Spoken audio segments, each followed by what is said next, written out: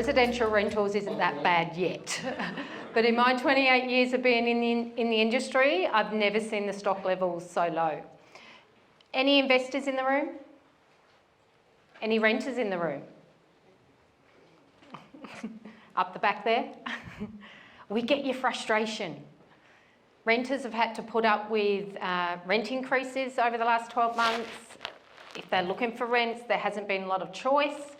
For owners, you've had to deal with minimum standards. You've had the additional costs of compliance. If you have a mortgage, you've got interest rates to deal with. We get it. We wear many hats in property management, and over the last 12 months, we've been wearing this hat a lot. Good old hard hat. We've had many calls from renters with the large rent increases that they've been receiving, and we've had many calls from owners in regards to wanting to sell and the process of selling. So my name's Tracey. As Greg said, I lead the property management team at the Mooroolbark office, and I'm just going to give you a short and sweet insight to property management. Hopefully I can take my hard hat off tonight.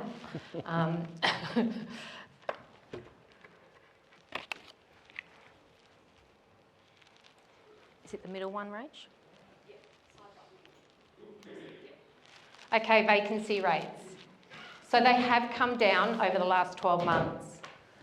So these stats are reported from the Real Estate Institute of Victoria. So you can see from last year, 3.8% for the total for Melbourne, and for this year, 2.2%. So they've been gradually coming down.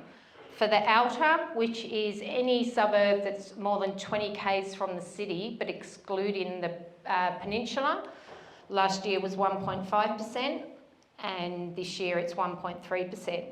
For our company, it was 0.04% last year, and now we're sitting at 0.1%. The rents have gone up substantially in the last 12 months. So for Metro, for a 3-bedroom home, was $475. This year, it's $540. For our area, it was $430. It's now $500. For 2-bedroom units, last year was $450. So Melbourne is now sitting at $500. For the outer, it was $395. We're now sitting at $450. We've probably calculated about a 10% increase on an average over the last 12 months. So this is the gross yield that you can expect from an investment property based on the medium sale prices. If it was achieving around the $515 per week, it's probably a gross yield of about 2.8%. That might not be accurate with all the additional costs that have been thrown at owners over the last, well, especially 6 months with your interest rate rises. Give you a bit of an idea, 24 Ballantyne Crescent, that was a 3-bedroom, 1-bathroom home, leased about 3 months ago for $500 per week. 39 Dryden Concourse, we rented that about 3 weeks ago. That was a 3-bedroom, 1-bathroom home at $550, and a 3-bed, 2-bath at 2 Kalimna Street went for $580 per week. So these are 2-bedroom units, 2-bed, 1-bath, single lock-up garage in 20 Blackburn Road went for $460. 2-bed, 1-bath at 29 Coringal Street went for $460, and 9 Lucinley Close, which was a brand new 2-bed, 1-bath at $460. I think you might find these in your little folders tonight, which will give you a bit of an idea on, you know, if you purchase a property, take into all the expenses that you can expect from having an investment property to give you a rough net return on your purchase price. One of our owners actually put this to us a few months ago. So this is what owners are facing at the moment. So if you had a purchase price of $650 and you had a mortgage The property was rented at $450 per week, giving you an annual income of $23,400. If you take into all the annual fees, so you've got agent fees, letting fees, land tax, gas electrical compliance, smoke alarms, building insurance, council rates, Yarra Valley Water Service, interest on mortgage, repairs and maintenance, your total expense is $41,170. Less your annual income of $23,400 leaves you a shortfall of $17,770, giving you an out-of-pocket expense of $342 per week. So gone are the days where you can collect your rent and your rent pays for your mortgage. Most owners are having to dip into their own pockets now. We've had huge numbers through our rental properties that are on the market. So last year we had 2,554. In the last 12 months we've had 4,639 people. That comes down to lack of supply. So if you've got lack of supply, then you're getting more people through the open homes that you have on the market. Just in the months of June and July, we let a total of 118 properties. Selling an investment property. I don't know if anyone's looked into it, but there's now new regulations that you need to comply with when you're selling an investment property. The first thing is to speak to a sales agent.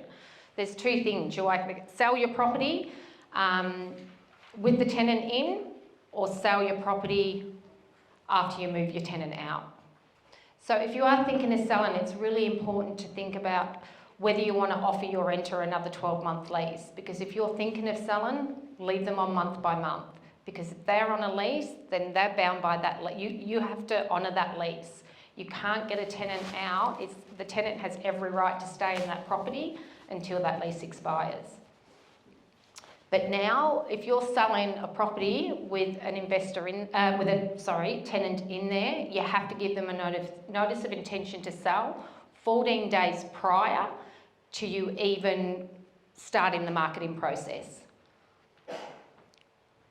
You have to give them a minimum of 7 days notice prior to entry, a minimum 7 days notice prior to entry for photos, and a renter may object to photos if anything may identify or reveal sensitive information or of anything valuable. Of course, they're the rights, but if you've got a good tenant in the property, it's all open to negotiation. If they're happy to let you in prior to the required notice, then that's okay. But if you've got a renter who wants their rights to be adhered to, these are the sort of notice periods that you have to give them.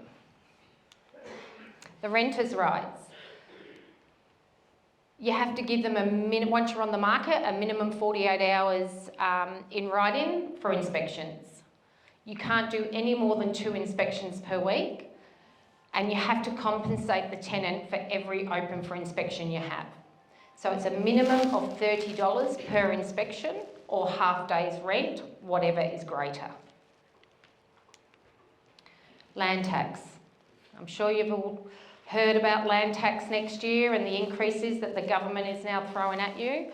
This website is great. It will give you some good information on what the increases are going to be from next year, and it goes on your site value.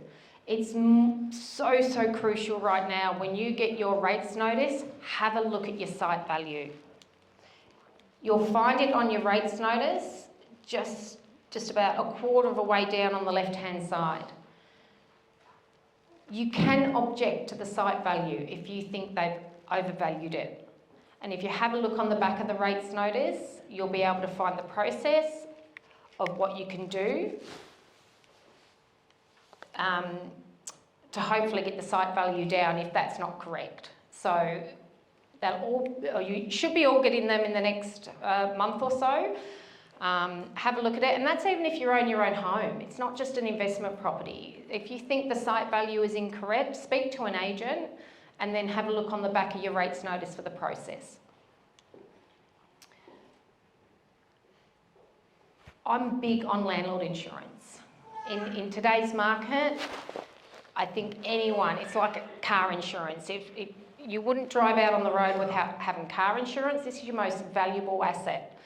Take out landlord insurance. It will cover you for, you know, whether it's malicious damage, incidental damage, loss of rent.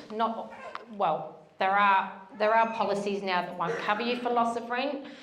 You may pay a little bit more for loss of rent, but yeah, it just covers you for those worst case scenarios. You know, we've always said a well-presented property, priced right, attracts good tenants, minimises your risk of a bad tenant to maximise your return. I'll be around for the rest of the evening, so if you have any questions or queries, come and find me.